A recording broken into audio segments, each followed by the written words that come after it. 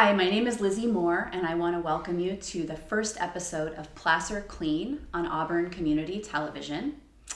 The purpose of the show is to educate and inspire action around climate change and to give you very specific things that you can do to help with the issue of climate change. I'm coming to you from Placer County, California, near Auburn, California, but I want to let you know that wherever you're watching this on the planet, that you can make a difference starting today with the issue of climate change. So before I introduce my guest for today, I want to tell you about a really important number, and that number is 350. 350 is well known because of the international organization 350.org. 350 is the parts per million of carbon that's thought to be safe and sustainable for life on our planet. So to be safe and sustainable, we need to be at 350. We recently measured as high as 415. So that is a red flag, and that shows us the level of crisis that we're in. The good news is that it's not too late to take action. So again, 350 is what we want to go back to, and that's our goal as humans. Okay, so with that being said, I would like to introduce today's guest, and it's Dr. Jess Del Pozo. She's a licensed clinical psychologist in Auburn, California. She worked for Kaiser Permanente for about 15 years as a psychologist in primary care practices as well as specialty clinics. And now, as I said, she has a private practice. She teaches classes. She consults with organizations. She leads workshops. One amazing workshop I recently took was called Stability Through Change, and that's all about building resilience. And she also writes a blog for Psychology Today called Being Awake Better. And so if you'd like to reach Jessica after watching this show, you can do so at lemkehealth.com, and that's LEM as in Mary, KE health.com. Okay, so welcome, Jess. Thank you for being here on the first episode. Before we get into our questions, I just wanted to talk to the viewers for a minute about why I would have a psychologist on this show. And my feeling is that age-old adage that says you have to take care of yourself before you can help other people or the planet. We'll extend it to that. So climate change is such a huge issue, and so many of us have so many big feelings about it that I wanted to talk to a psychologist about the mental and emotional tools that we might need in order to, meet this challenge. So we'll turn back over and go ahead and start our interview questions. So Jess, if you could talk a little bit about why climate change is so hard for humans. I mean, Right. it brings up so many feelings in so many people. It's big, right? If you're aware of how everything is interconnected and what's happening, it's hard to dismiss it, and the anxiety can be overwhelming. The other response could be the dismissal of it because it's just too much to take in. And some people go back and forth where they're feeling overwhelmed one moment and wondering if anything matters, and the next minute they're kind of dissociating. Mm-hmm. And dissociation is a symptom of burnout that we want to look out for so we can take care of ourselves, so we can stay active. Mm-hmm. Okay. So one of the feelings that I hear a lot of people say is, yeah, I totally want to do something about it, but I don't even know where to start because it's so overwhelming. Right. And then a lot of people say, I don't even know if what I'm doing makes a difference. Like, okay, I recycle, but is that even gonna, how do we believe that what we're doing matters? So trusting the process, that we do have these specific goals like 350, right? But that everything that we're doing, we're engaging in what we deeply value. Yeah. So when faced with the idea of death, mortality, we tend to want to avoid that. Yeah. Because the anxiety that it brings out. And sometimes the response can be to dig into more rigid ideology and just defend against it. Mm-hmm. So engaging with the real fears that are there, but also being able to connect with what we value the most, And so every little action that you do take does matter because it's in line with your values. Okay.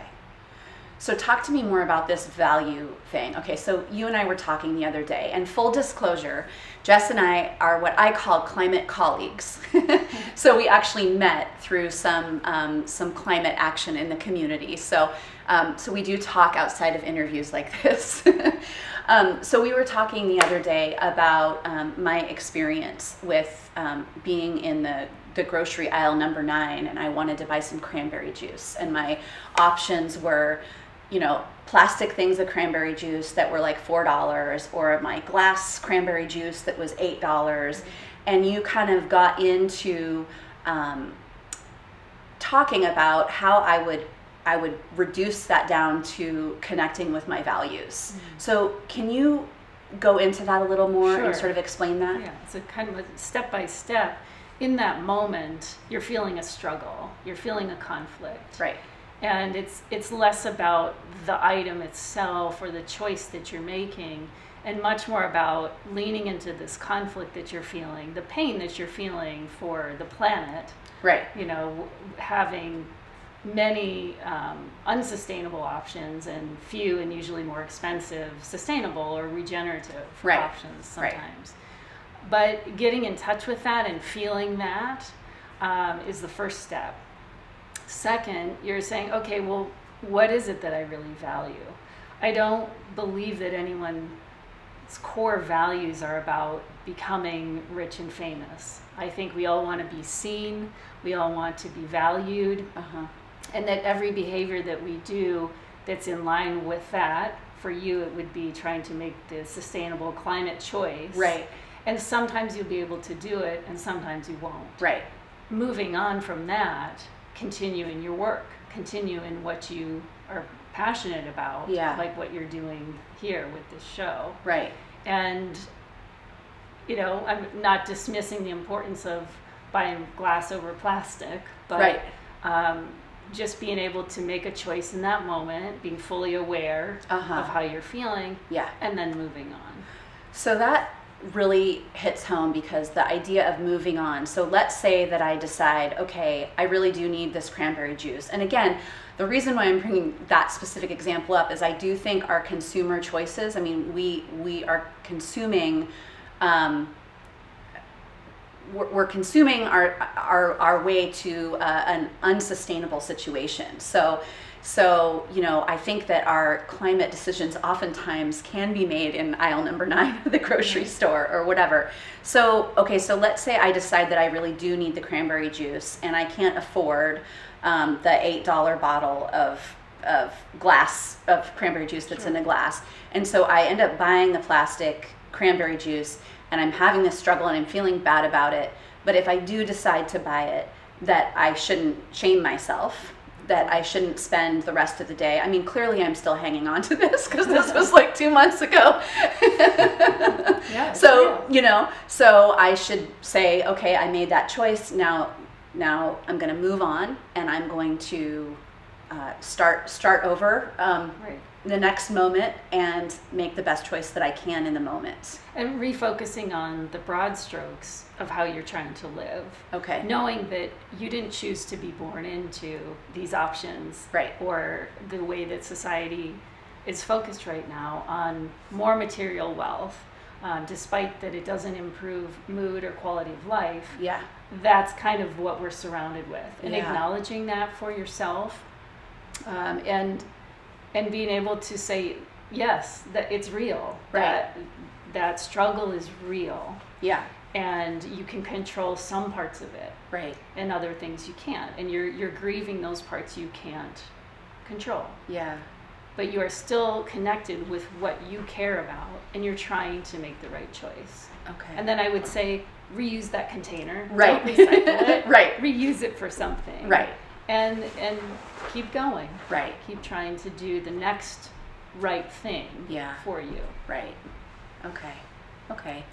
And you talked before about burnout a little bit, and I think of burnout being, when we go and we go and we go, but I also think of the psychological sort of like phenomenon, I guess, of just shutting down. And so what could we specifically do to sort of take care of ourselves, to not be burnt out, to not shut down, to be able to keep moving forward? I think number one is looking for the beauty that's still here. There are many things to grieve, forever. Yeah. The things that are dying, the things that are changing, the unnecessary suffering is so painful that we could do better. Right. But connecting with nature, connecting with the moment, coming right to this moment and taking a breath. You're part of nature, you feel yourself breathing, connecting with other people. And those things help us see the beauty in the struggle. Right. That amazing things come when we connect with each other and try to move forward in better ways, in ways that we know do predict better quality of life and joy in regenerative and sustainable ways, rather than material wealth.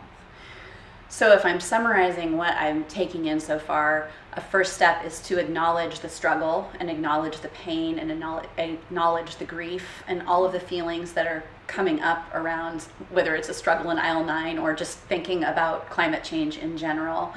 And then it's taking a deep breath. And it's funny when you said that, when you're like, take a deep breath, I was like, oh God, I'm actually feeling better already. Like, just even when you say that. So to orient yourself in the moment, to take a deep breath, and then to connect with others. And is that a good summary of kind of like some basic steps that people can take? Yes, and maybe as a first thing, or maybe as a last thing, we're all trying to love each other better. And if we stay focused on that, it guides our choices. Yeah. And remembering that we can't save everything. No one person can save the planet. Right. But we can love each other better in this moment and keep going. Yeah.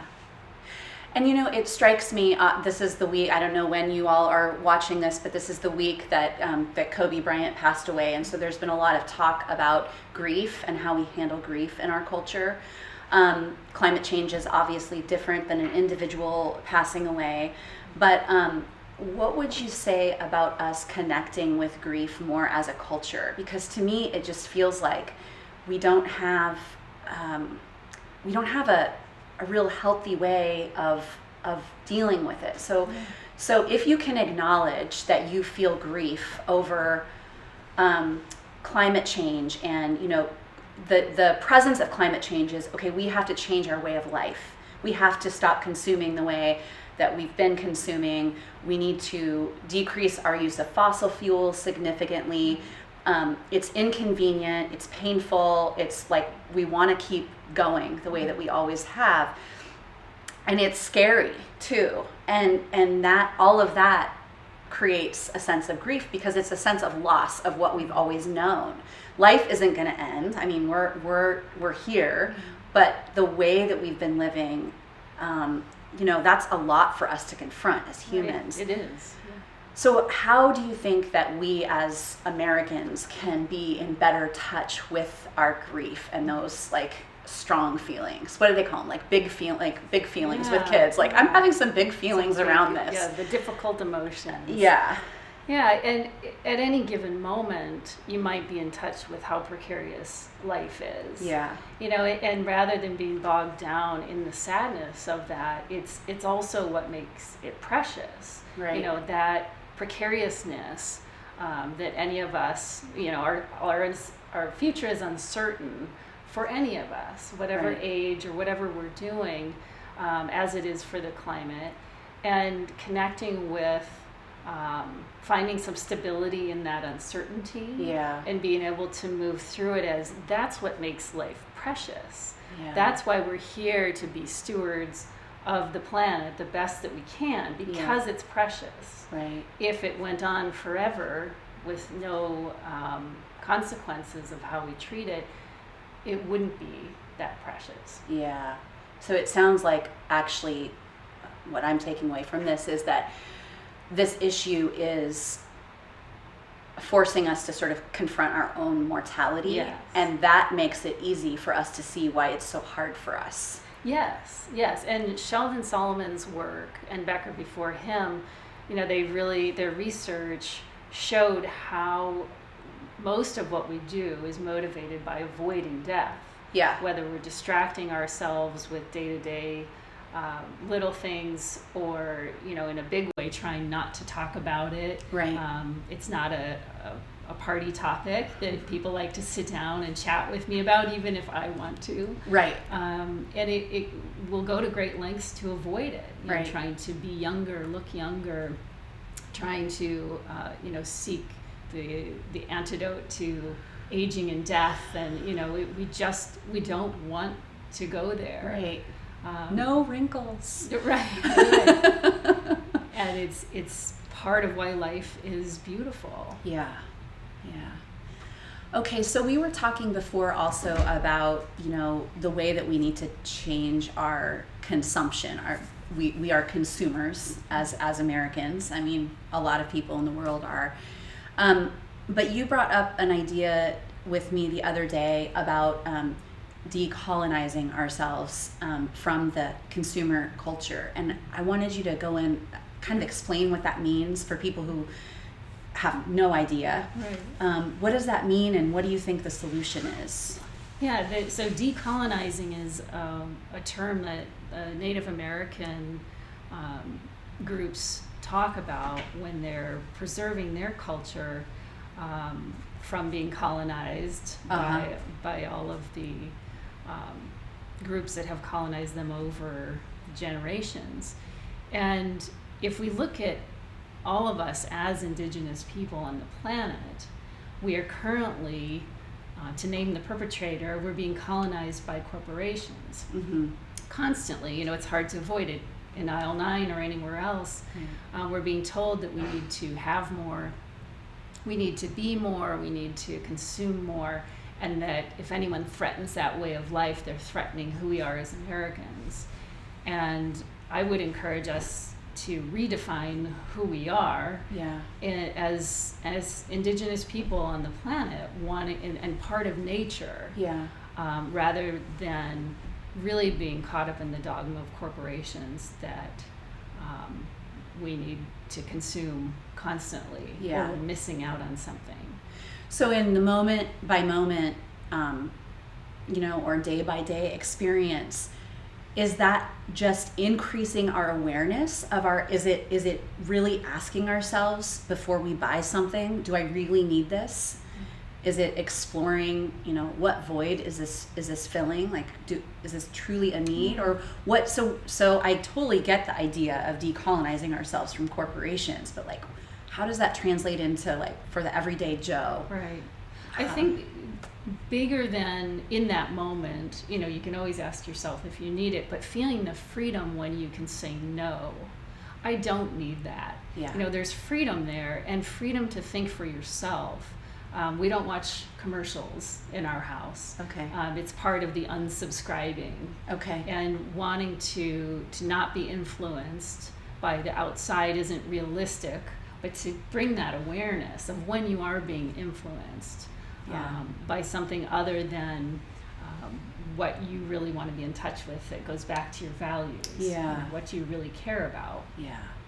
And hoping that is staying connected with nature, reconnecting with people, and working towards something bigger. That we're all in this together. And so that is something we can connect with each other on, that there's a better way to live. This hasn't worked. It isn't that necessarily the need or the want, but I have the freedom to live in a better way. I have the freedom to choose. Okay. So it seems like connecting with other people, but in this conflict and in this sort of like coming to terms with where we are, it seems like talking about it with other people would really help too. And that's like in connecting with other people. So finding social support with increasing our awareness, like, I'm having these feelings, I'm having these thoughts, and that would be part of our connection with other people. Being honest about that. Right. Which was part of the purpose of the Stability Through Change, which is the definition of the paradigm allostosis. And that it's really giving us a broader, more inclusive look at health for us and resilience in the community. Right. And finding through this uncertainty a groundedness. Yeah. You know, that's none of us can predict the future, so we have that in common. And really all the material wealth hasn't made anyone happier. Right. But it's the predictability that our systems want that will have security. So more food isn't going to help, but having all people with predictable amounts of food they can expect to sustain their life does matter. Right. It really does. Right. Yeah. Seems like the model for resiliency is, I picture the tree, swaying in the wind, and that you have to be able to bend. Like if trees couldn't bend, they would just break. Right. And so it's building our ability to be flexible and to change the way we're doing things, rather than just like digging in and getting more rigid. Yeah. Right. And that's part of allostasis, is being able to adapt quickly to this rapidly changing environment. Right. Internal and external. Right. And having a broad range of adaptability. That's really what resilience is. Yeah. Rather than trying to find a still point or a set point and digging in there, like you said. Right. Okay, so I just have 2 more questions for you. And one is, could you talk a little bit about hope and where we should use and place hope in this issue of climate change? Yeah. I think hope can come right out of living in line with those values. No one's going to do it perfectly. I don't think hope is something to fling into the future. You know, let's just hope for the best. But it's something to take action right now. Yeah. You know, it's in this moment, it's connecting with the hope that it does matter. You know, what we're doing now matters for right now. Yeah. And also for the future. But that remains uncertain, so we let go of that part and we come back to doing the next right thing right now. Right. And that is hopeful. Yeah. The beauty that's left here right now is hopeful. So it's not giving up our future to hope, or like, I hope they'll figure that out, or Right. but I hope they get that climate change thing under control. Right. It's taking action, doing the right thing, and with the intention or the hope that it will make a difference, the belief that it will make a difference, but not casting yourself into the future. Right. It's to bring it up in yourself right now, with the joy, with the nurturing that you're giving yourself in the struggle. Yeah. And coming to the present moment, taking that breath and going, yes, there are things today that matter today. Right. And yes, we want to make changes now that help in the future, but we don't control all of it. Right. Okay. So my last question for you is, I'm going to try to ask all my guests this question, and aside from all of the psychological work that you're doing around this issue, what are you or your household doing, like a specific, like hang drying your laundry, or like anything? What are you guys focusing on most? Small changes over time seem to last the best. So slowly divesting. And divesting is basically taking your money out of places that contribute to fossil fuel. I mean, Yes. that's what you Exactly. mean, right? Yes, Okay, thank so you for defining yeah, that. right. Driving about 75% less than we did last year. Part of taking my commute out of the picture. Right. And also, I think our vacation, or our dollars that we would spend on vacations, are going to outdoor activities and to more sustainable and regenerative activities. Beautiful. Okay, well, thank you. And thank you everyone for watching today. If you would like to be in touch with Jessica, again, you can reach her at lemkehealth.com.